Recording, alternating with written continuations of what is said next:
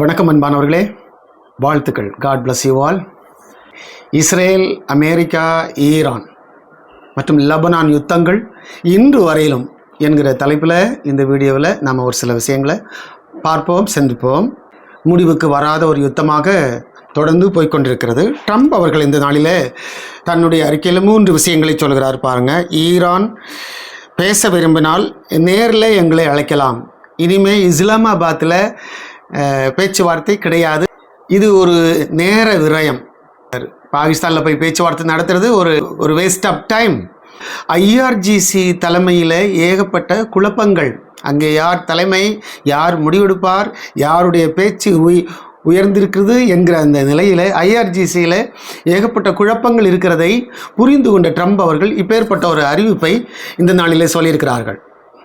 உலக நோக்கர்களாலும் அரசியல் நோக்கர்களாலும் சொல்லப்படுகின்ற விஷயம் என்னவென்று சொன்னால், இந்த யுத்தத்திற்கு முழுக்க காரணம் பெஞ்சமின் நெத்தன்யாகுவினுடைய ஒரு குழப்பமான ஒரு முடிவு, வெறித்தனமான ஒரு முடிவு என்றெல்லாம் சொல்லுகிறார்கள். ஆனால் உண்மையிலேயே கதை அது அல்ல. அதாவது அந்த பாட்டம் ரீசன் என்று சொல்லும் பொழுது அடிப்படை காரணம் அது அல்ல. அக்டோபர் 7ஆம் தேதி ஹமாஸ் நடத்தின அந்த தாக்குதல் 1250க்கு மேலாக இஸ்ரேலிலே அப்பாவி பொதுமக்களை கொன்று குவித்ததும், கூடவே 250க்கு மேலான பொதுமக்களை பிணைய கைதிகளாக பிடித்து சென்றதுமான இந்த ஆரம்பம், இந்த விஷயம்தான். அக்டோபர் 7, 2023 அதற்கு முன்பதாக இஸ்ரேல் எந்த போரிலும் ஈடுபட்டது கிடையாது. எந்த போரிலுமே அவர்கள் இல்லை. ஆனால் அதற்கு முன்பதாக இருந்தது உலகத்தில் ரஷ்யாவுக்கும் உக்ரைனுக்கும் அந்த ஆக்கிரமிப்பு யுத்தம் நடந்தது. அந்த யுத்தத்தையும் ஆரம்பித்தவர் ரஷ்ய அதிபர் விளாடிமிர் புட்டின் அவர்கள். ஸோ அதுதான் இருந்துச்சு.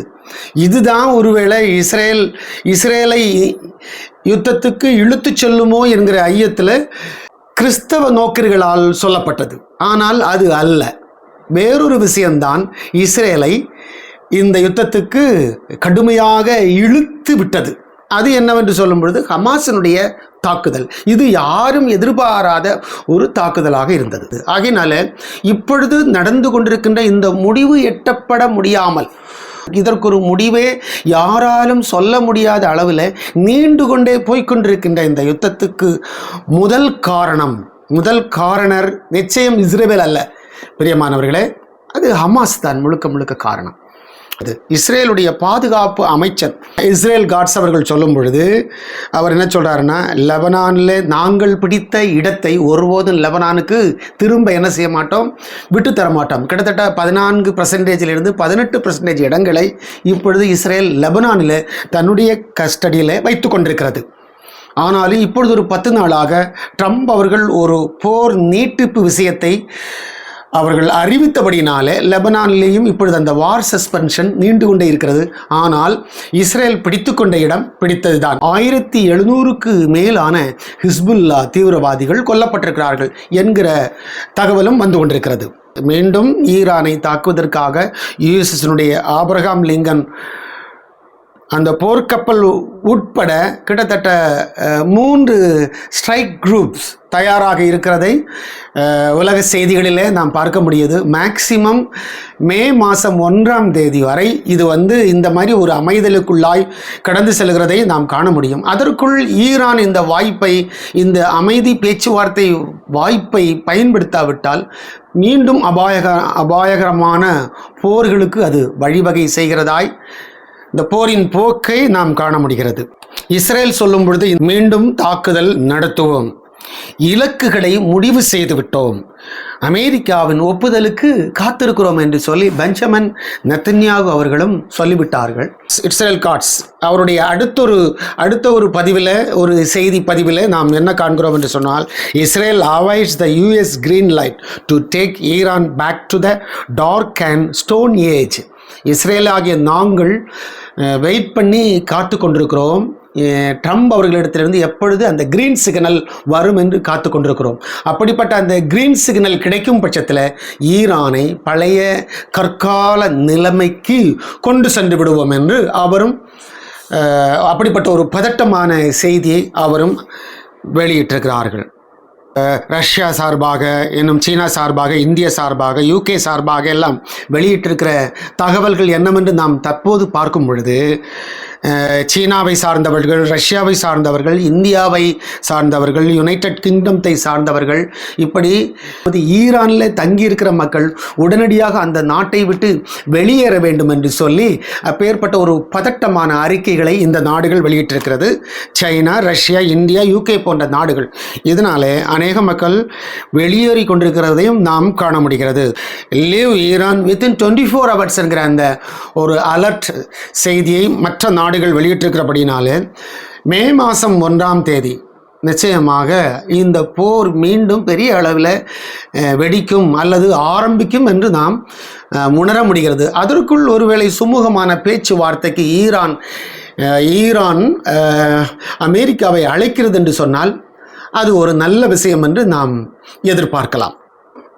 எல்லா நாடுகளையும் தாக்கிவிட்டு கடைசியாக ஈரானுக்குள்ளும் வரும் என்று யாருமே எதிர்பார்க்கவில்லை. காரணம், ஈரான் அவ்வளவு பெரிய இராணுவ பலம் கொண்ட, ஆயுத பலம் கொண்ட ஒரு நாடாக இருந்தபடினாலே உலக நோக்கர்களாலும் அரசியல் நோக்கர்களாலும் என்ன சொல்லப்பட்டது என்று சொன்னால், நிச்சயமாக ஈரானுக்கு எதிராக டைரக்டாக இஸ்ரேல் யுத்தத்திலே களமிறங்குறது என்று சொன்னால் இஸ்ரேலுங்கிற ஒரு நாடே இருக்காது, அழிந்து விடும் என்றெல்லாம் நிறைய நியூஸ் சேனல்களில் நாம் பார்க்க முடிந்தது. ஆனால் காரியம் அப்படி முடியவில்லை.